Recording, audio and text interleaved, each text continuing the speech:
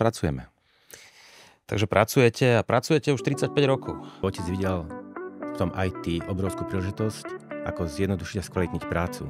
Databázy a tie textové informácie robí veľa firiem, rozhodli robiť geografické informačné systémy. Získali sme zákazníkov, ako sú atomové elektrárne, prenosová sústava. A patrila tam aj divízia Slovtransgas, terajší Eustream.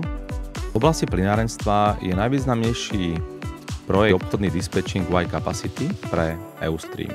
S týmto novým systémom, ktorý sme vybudovali na moderných kontajneroch, technológiách, ponúkli zákazníkovi špičku v rámci toho moderného IT.